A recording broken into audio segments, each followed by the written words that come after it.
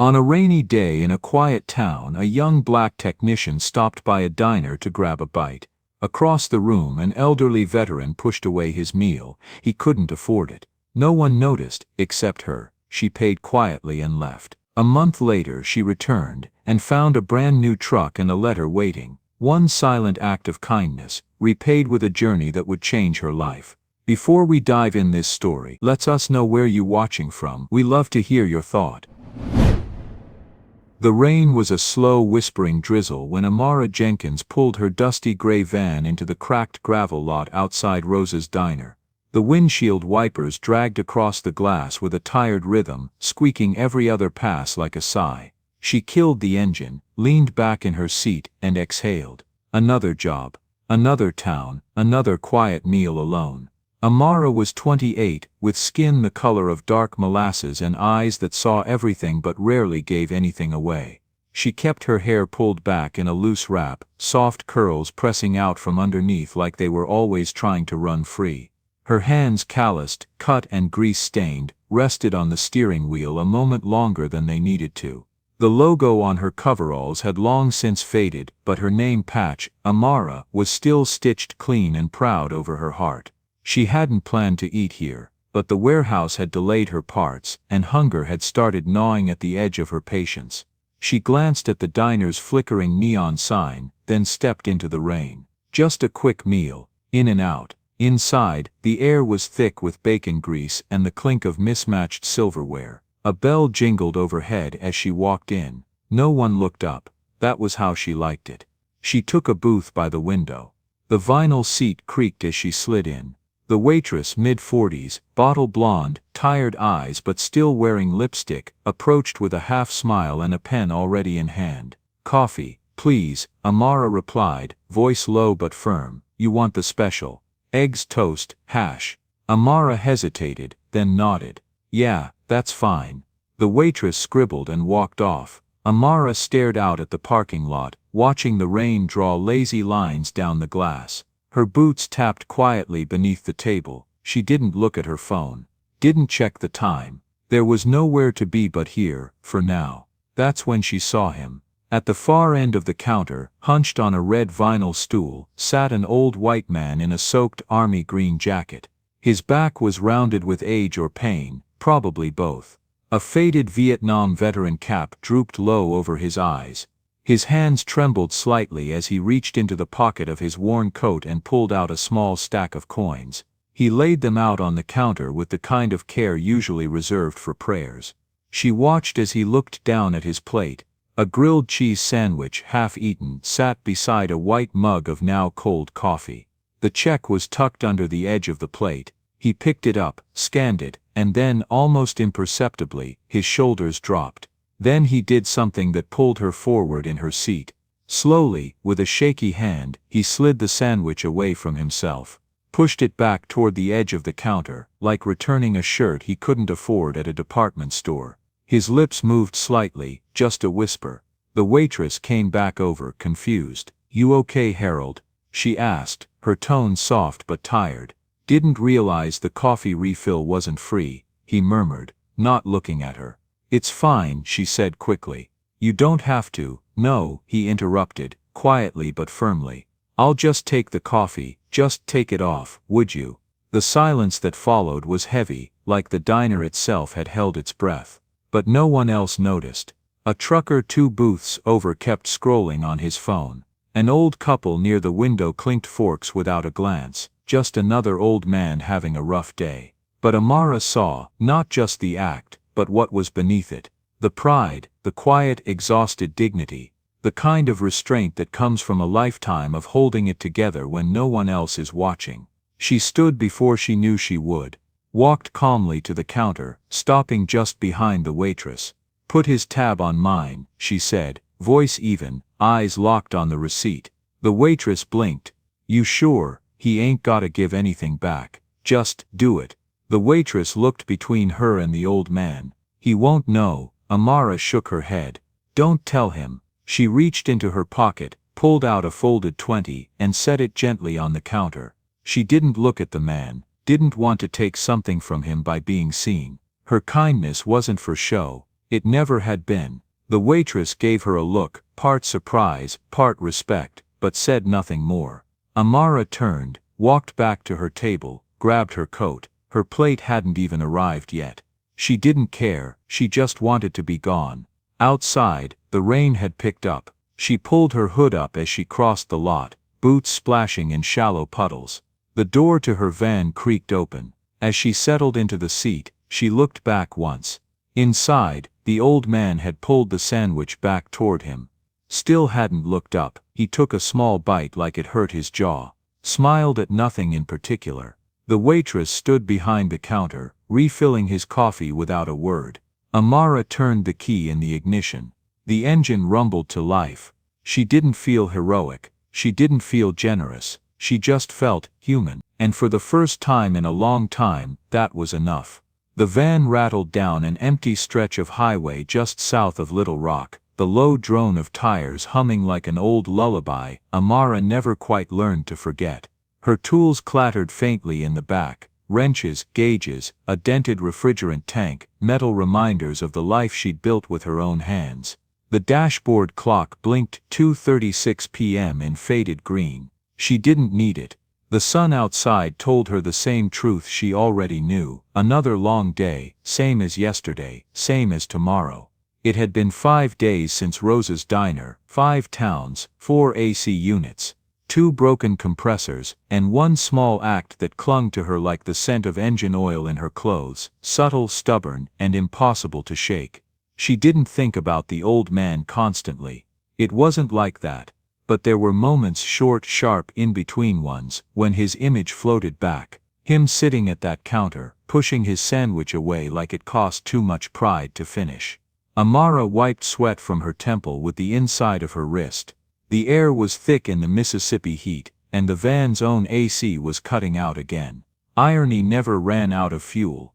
She pulled into a small gas station near Greenville, topped off the tank, then sat motionless for nearly 10 minutes behind the wheel before driving the last 3 blocks to her next job, an old bakery with a freezer coil on its last leg.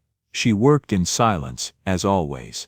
The owner, a friendly woman in her 60s, kept offering sweet tea and asking if she had anyone helping her. Amara just smiled faintly and said, "No ma'am, just me." She'd said those exact words 100 times in 100 towns, and they were always true.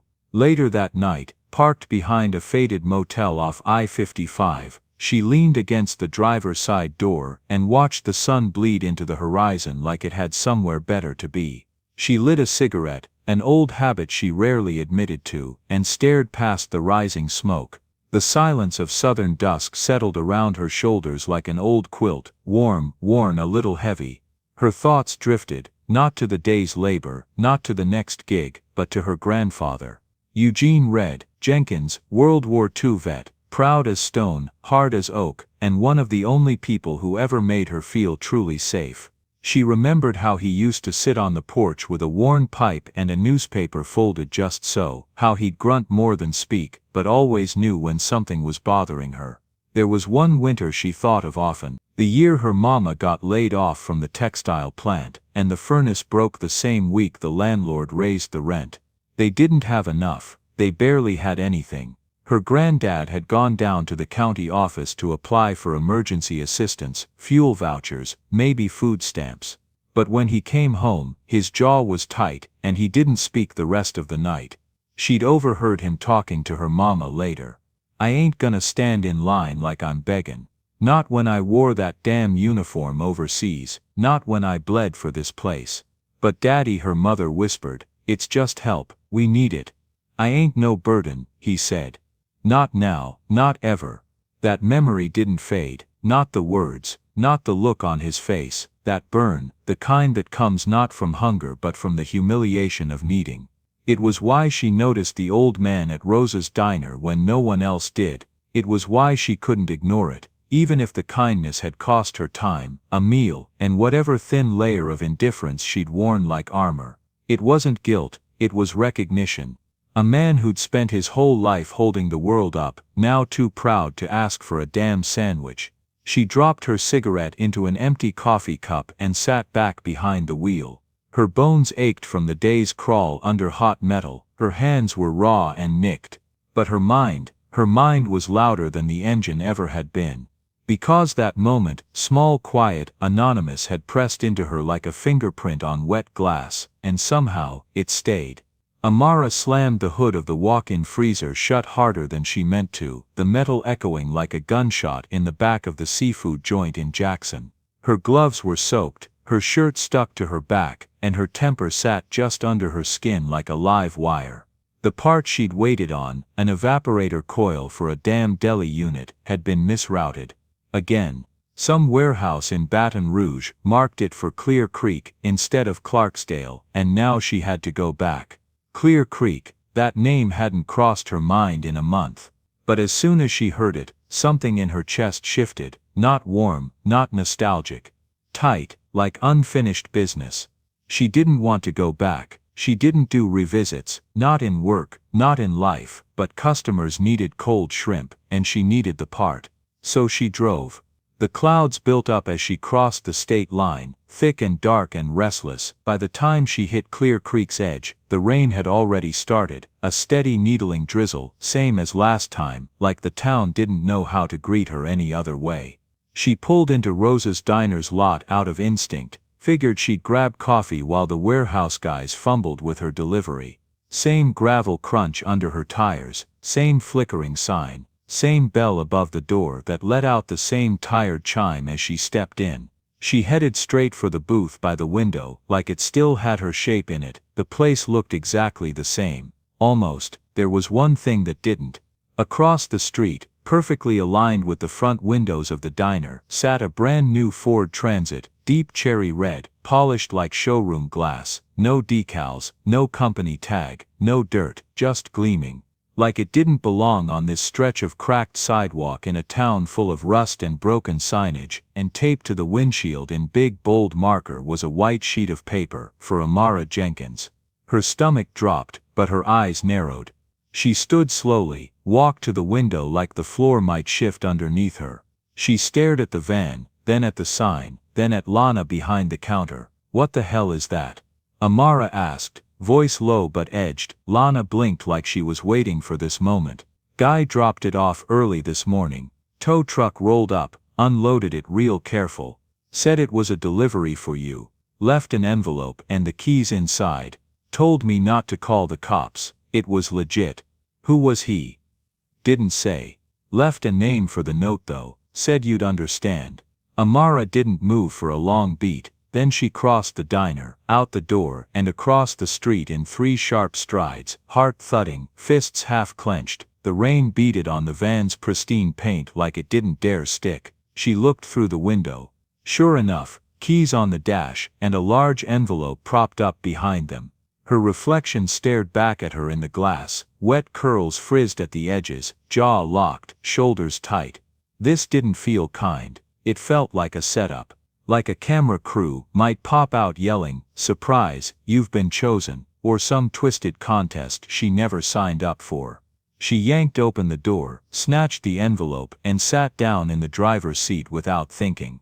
The smell hit first, new leather, untouched plastic, that rare sterile sweetness that only brand new vehicles carried.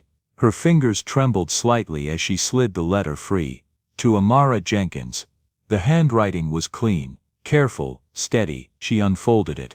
"Dear Miss Jenkins, my name is Levi Connors. My father, Harold Connors, was the man you helped at Rose's Diner last month. You didn't know his name. You didn't ask, but he remembered yours. My dad passed away a week after that morning, in his sleep, peacefully. But in the days before he spoke about you constantly. The girl in coveralls he called you. Said you saw him. Really saw him. Said he hadn't felt that in years, not since retirement. Not since Mom died. My father founded Connors Hauling Company, a small family business. Every truck we ever owned, he drove first. He loved the road, he loved hard work. But most of all, he loved dignity. You gave him that, without knowing. Without needing thanks. This van is yours. It's not charity, it's a tribute. Title's in your name. Keys are yours. Use it to keep going, the way he did. From one working soul to another, thank you. Levi Connors. Amara stared at the letter, then at the dash, then at her own hands, grease still under the nails, bandage from a knuckle scraped 2 days ago, trembling slightly.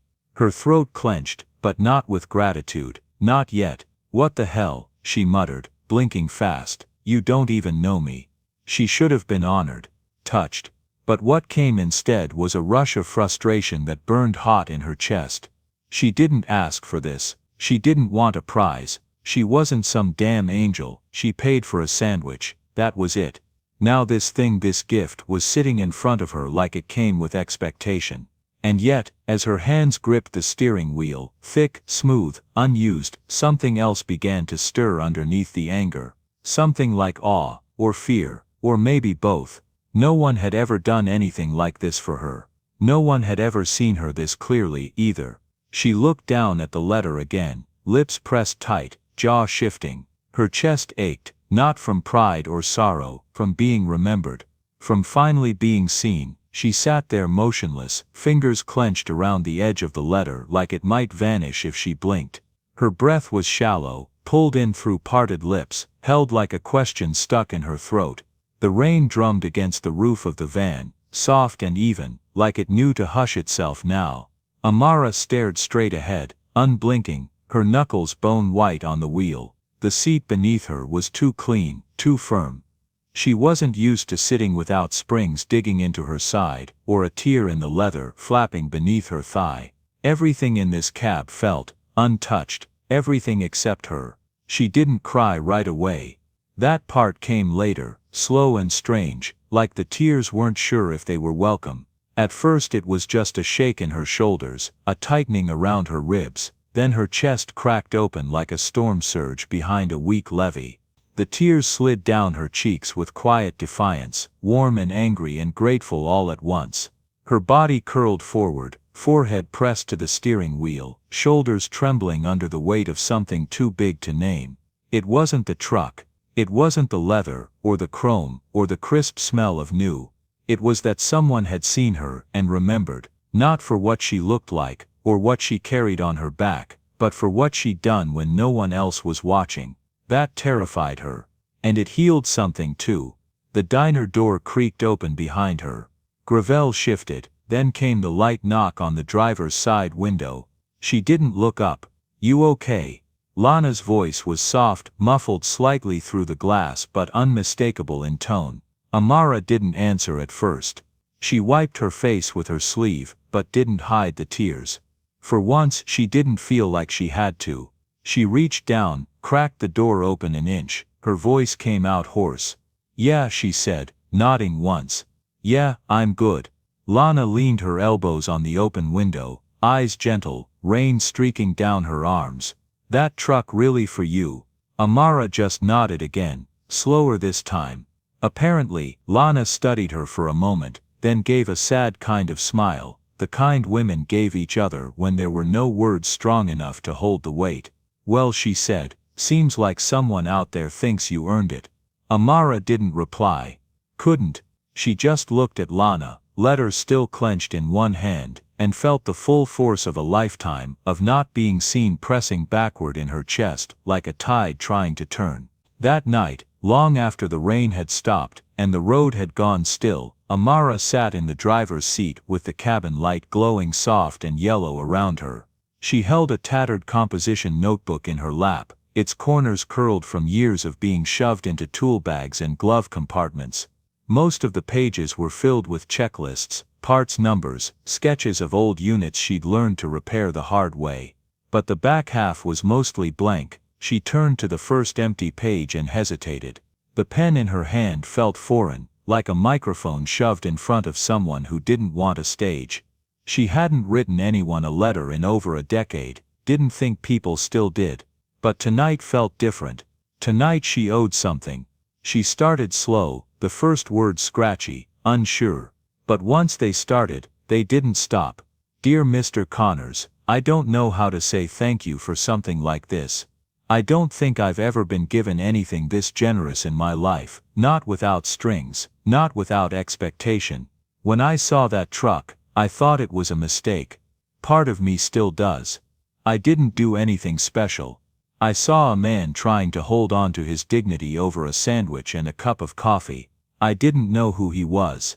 I didn't need to. I saw my grandfather in him. I saw myself. If I could go back, I'd still pay for his meal. 1,000 times, and I wouldn't ask for thanks. That's not why people like us do what we do. We show up, we help, we fix things, even if no one notices. I didn't know your father's name until today. But I won't forget it now. Thank you for seeing me, for trusting me with this gift. I'll take care of it. I'll take care of the story too. Amara Jenkins. She read it over twice, then folded the page clean along the crease.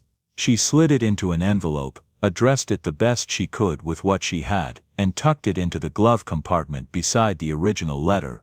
Outside, the air was still and damp. Inside the van, it was warm, warmer than it had any right to be. Amara leaned back in the seat and let the silence stretch. Her eyes stayed open. But for the first time in a long time, her guard did not. The envelope came exactly 7 days later, slipped into the small P.O. box she kept 3 towns over, the one with the broken hinge and rusted latch. She hadn't really expected an answer. Most people didn't write back anymore. Most people barely spoke without tapping on a screen first. But there it was, cream-colored and thick, addressed in that same careful, deliberate handwriting.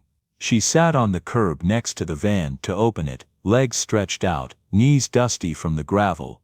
The morning sun was still low, casting long shadows across the lot. The world hadn't warmed up yet. She unfolded the letter slowly, breath caught somewhere high in her chest. Dear Amara, I read your letter 3 times, once out loud, once in silence, and once while staring at the sky and thinking about my father. You said you didn't do anything special. That's where we differ. My father spent his life giving, building, driving things forward, literally and figuratively. But in his final days, he felt invisible. He didn't say it that way, he never would. But I saw it, and then you sat down across the diner. You paid for a meal, yes, but what you really gave him was proof that the world hadn't turned its back entirely. That there were still folks out there who looked out for each other without needing a headline or a handshake. You gave him dignity. You gave him peace. If my father ever drove a truck without a name on the door, you've taken the wheel since, not by blood, but by spirit. And that means something to me. Connor's Company will always have a place for you.